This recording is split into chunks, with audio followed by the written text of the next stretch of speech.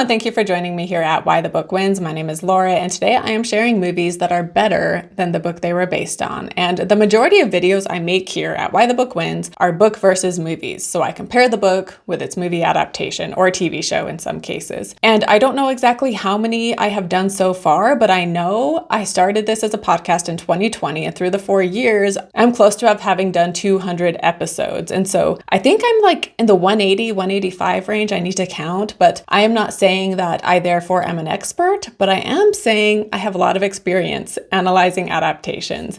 And oftentimes in lists or videos like this, you see a lot of the same ones come up, Jaws, The Godfather, Princess Bride, Blade Runner, Shawshank Redemption. And while yes, I agree that those movies are better than the book for the most part, especially The Godfather, I have such strong negative feelings about that book. And yeah, I thought of including it on here, but I don't know. I feel like I get too worked up when I even just think of that book. But anyway, in today's video, I wanted to share maybe some that you don't often hear people talk about. So we're just going to get right to it, beginning with Forrest Gump. And now those who have read the book, I would be hard pressed to find someone who prefers the book to the movie, because this one, I think it's pretty universal that anyone who has read the book will agree that the movie wins. By the way, even though my name is Why the Book Wins, I'm a huge movie person. I absolutely love movies, and there are times when the movie does win. So don't let my channel name make you think that I always prefer the book, because that's not the case, and obviously that's the whole point of today's video. But yeah, the book Forrest Gump, a lot of people hate this book, and while I don't hate it, I was very entertained, and it is so weird and so bizarre, and I could not have predicted the directions this book goes in. And yet at the same time, it does feel kind of pointless, and it almost is too out there at times. And there's also parts that are just really uncomfortable and bothersome, and just why did they include this right now, And so a lot of it is just too weird in that uncomfortable way. Whereas the movie, of course, has so much heart. It's very sentimental. And even though I'm not a huge fan of the movie, to be honest, I just think it's fine. There is still no denying how iconic it has become. And there's no denying that it is still an improvement on the book. And then another one I recently covered is Practical Magic. So this book and movie are about two witch sisters and just their love lives and the drama going on. But the book, despite it being about a family of witches, there is very little witchiness to it. There is very little supernatural to it. And I was so disappointed in that. And then also we hear about the drama going on with two teenage girls as well as the two adult sisters. And honestly, I did not care what was happening with the teenage girls. And so I much prefer the movie where we only focus on the adult sisters, and there is so much more supernatural, witchy stuff going on. And this movie, yeah, it's such an improvement on the book, and I just love this movie so much. It is such a fun time, and Nicole Kidman, Sandra Bullock, they are just fantastic. I've heard there might be a sequel coming out, or a reboot, remake, sequel, something, but whatever it is, I will definitely be watching it. And then One Flew Over the Cuckoo's Nest. This is one that will come up at times, but this is a book that a lot of people love. And it's funny because Ken Kesey, he wrote one of my favorite books of all time, which is Sometimes a Great Notion. I have multiple copies. This one is even signed. But that book is fantastic. And it's one of, like I said, I've read it twice. It's one of my all-time favorites. And so One Flew Over the Cuckoo's Nest, there are parts of it that are just so beautifully written, and there are aspects of the plot that I really love.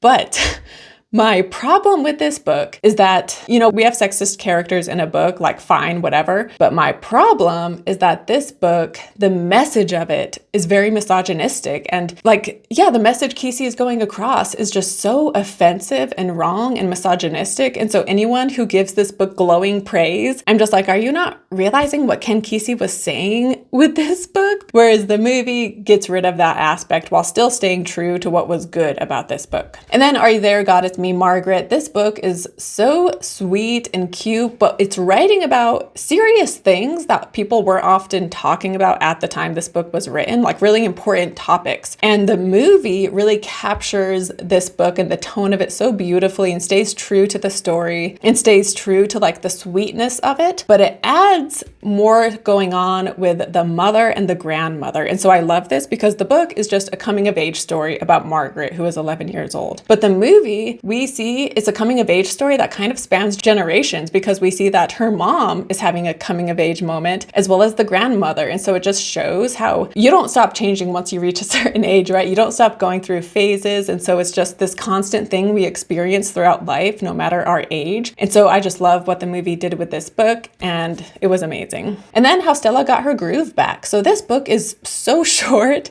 and she didn't really delve into the issues that this age gap relationship would have. Like, she touches on it, but then we never explore into it, you know? Whereas the movie, first of all, Angela Bassett and Taye Diggs, they're incredible. But the movie actually delves into the problems that come up with this relationship and how they deal with these issues, you know? And so, yeah, it just was much more nuanced and much more in depth than the book was. And then BlackBerry. This is a movie about the BlackBerry phone, and the book it is based on, you know, it's this nonfiction book about this company and these people. And the book was fine. Like, I liked it. It's an engaging story, but the movie just adds so much more to it. And they add so much suspense and tension, as well as so much comedy. And they take this story that, again, the story of the BlackBerry founders is a very compelling story. And then they just elevated it and just made it so entertaining while also so informative. And yeah, this was like one of the best movies that came out last year. I don't know if I put it on my list of top 10. I think I did. I think it was at like 9 or 10. But yeah, if you have not watched BlackBerry yet, you definitely should. It is just so good, and I highly recommend it. And then with Little Women, I actually prefer the 2019 movie to the book. The 94 movie is also really good, but the book has chapters that I kind of wasn't very interested in, and that if I read it again, I would definitely skip over. But the problem is that a lot of other Little Women adaptations don't give enough time to the other sisters in the second half of the story, and it becomes the Jo show, and that's all anybody cares about. Where 2019, they give time to each of the sisters throughout the entire story. And then the ending, when Jo kind of blends into becoming Louisa May Alcott, was just sublime.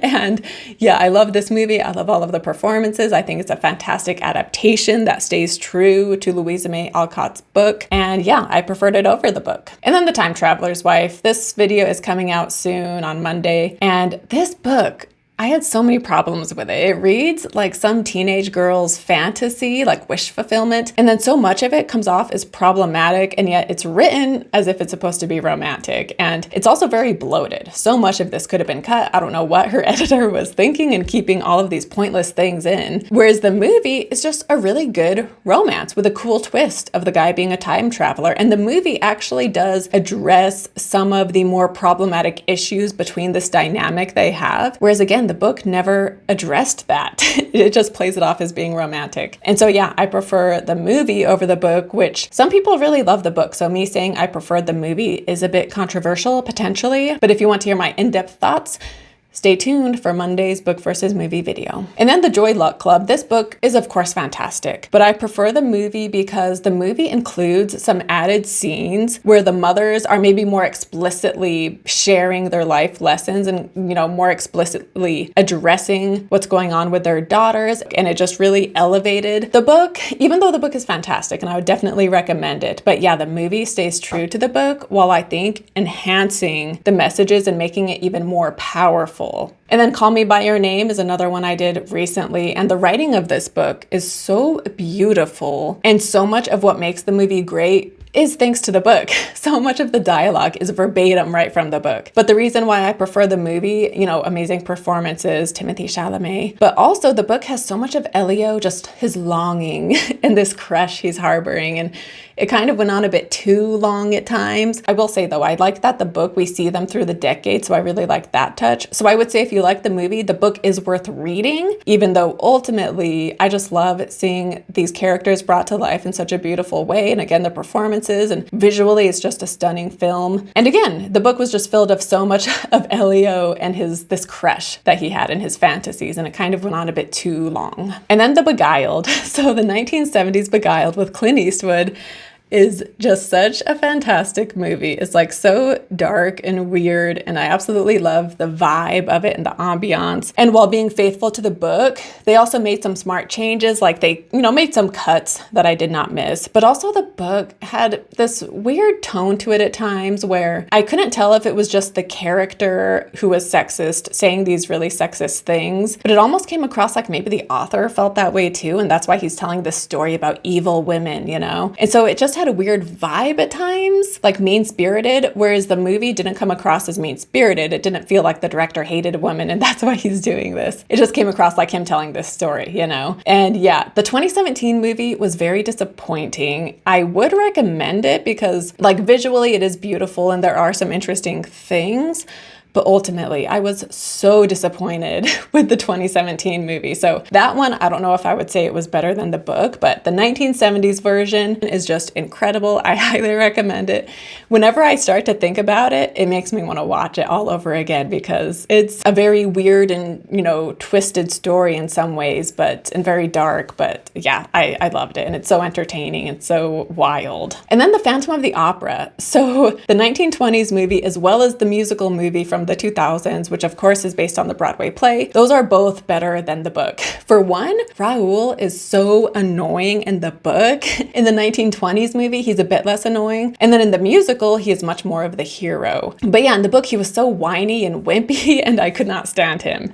And also the book wasn't quite as engaging. Like I was more invested in the 1920s movie and the musical, and Lon Chaney as the Phantom was just amazing. He looks so creepy and it's just excellent. And then the 2005 movie, I think that's when it came out. They do make a number of changes for Andrew Lloyd Webber for the musical, but I'm happy with the changes they make, their own twist on the story, and then of course the soundtrack, like what incredible music. But yeah, the book, I felt a little disappointed at times, and it is interesting because between the musical and the book, there are a lot of differences. And so I think in some ways it's worth reading the book or at least watching the silent film because the silent film is more faithful to the book. So I would say you should watch the silent film, but maybe skip the book because you'll get the gist of the book by watching the silent film, So yeah, anyway, The Phantom of the Opera, both movies, much better than the book in my opinion. And then now to wrap up, I'm actually going to go through a list of movies that my subscribers said are better than the book. So I'm just going to read through what they said and react to it. So this first one, they say Breakfast at Tiffany's movie has more likable characters. So I covered this one recently too, and I wasn't a huge fan of either. I'm just kind of neutral, but I think I preferred the book in that video. And I will admit in large part it's because of Mickey Rooney, because his performance just kind of ruins the movie in so many ways. Obviously, Audrey Hepburn made that role so iconic, and I like both endings. They're so different, but I can appreciate each of them, I guess, for what they are. So I don't know if I would agree that the movie is better because, again, I think I chose the book in that video, but I'm also just not a huge fan of either one. And then they also said Robot Dreams. Movie expands on the time the main characters spend together and apart, solidifying their relationship and their longing for each other and making the ending even more affecting. So I have never heard of Robot Dreams, but what you say about it definitely intrigues me, so I may have to look into that one. And then The Devil Wears Prada. So this one has been on my list to cover for so long, and I just keep putting it off. I've seen the movie and I love it, so I am very curious to read the book. But they say, read the original book, and I felt the film added much more layers to the characters, specifically Andy, Miranda, and even Andy's boyfriend. There's empathy and sympathy to the characters, and there's more context clues to the brutal realities of the high-end fashion industry. The book felt like a caricature of what the writer-narrator thought the fashion industry is. Yeah, I definitely need to read that one. So if this is one you would love me to cover, comment down below. If a lot of people say they want me to do Devil Wears Prada, I will do that sooner rather than later. And then someone else, literally every Alfred Hitchcock movie. So I think I've only done Rebecca and the Birds, which are both based on Daphne du Maurier books. The Birds, yeah, the movie's an improvement. Rebecca, though, that book is so good. So I prefer the book over the movie in that instance. But yeah, I think those are the only Hitchcock movies I've done. But I do love Alfred Hitchcock. But anyway, they also said One Flew Over the Cuckoo's Nest, The Silence of the Lambs. So I've seen Silence of the Lambs, but that was many years ago, and honestly, I have no interest in reading the book. I feel confident saying you will never see me cover this one because I just have no interest, but I will take your word for it that the movie is better. 2001: A Space Odyssey, I almost covered this one because it almost won a poll, but ultimately Pet Sematary won. Shawshank Redemption, I have covered this one, and yeah, Shawshank is one that often comes up when talking about movies that are better than the book. Lord of the Rings. Again, Lord of the Rings, I don't think I will ever cover that because I have tried to read those books and I just have a hard time getting into reading fantasy. So I just have no interest in reading those, but I love the movies. And then someone commented Twilight, but they have a laughing emoji. I will say the movie is probably more entertaining. It's been years and years since I read that book and saw the movie, but the book, the writing is nothing special. I feel like it comes across very amateur. And so I would assume, based on my memory, that maybe the movie is more entertaining and the so bad it's good kind of a thing. But then another one Flew Over the Cuckoo's Nest, Shawshank Redemption, Jaws, Fight Club, Breakfast at Tiffany's, Jurassic Park, Silence of the Lambs. I have read and watched Fight Club, but I have never covered it here. And Jurassic Park, that was one of the very first ones I covered. I think that was like my third episode or something. And that's a tough one because the book, it's very different in a lot of ways and it's definitely darker. And I loved the book. But then of course, there's no denying how epic the movie is. And I do like the changes he made. Yeah, and I forget which one I even said I preferred because again, I covered that back in 2020. So I don't even remember, but I do love that book though. So this one, it is a close call for me. And then I almost always like the book better. The only one I can think of that I like the movie better is A Walk in the Woods. The character of Katz as written for the movie and as portrayed by Nick Nolte is absolutely hilarious. The book version of the character doesn't even come close. And yeah, I've never heard of this one, but thank you for sharing.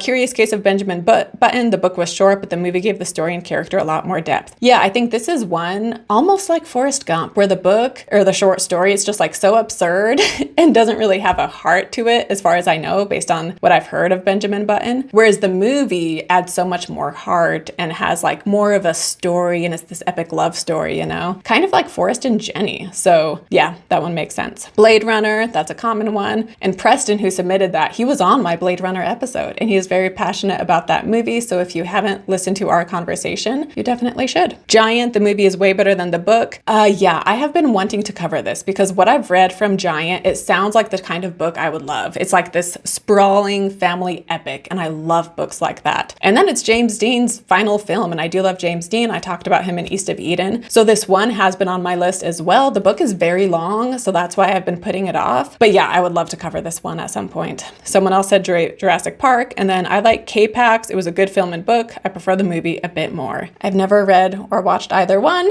so again, I will take your word for it. But yeah, that wraps up this video on movies that are better than the book. Comment some more down below that you can think of and let me know if you agree with the ones I said were better or if you disagree. And thank you so much for watching. Don't forget to like and subscribe, and I will link to my previous videos I have done because in 2021 I made videos about movies that are better than the book. So yeah, so I will link to both of those and I will see you next time. Bye.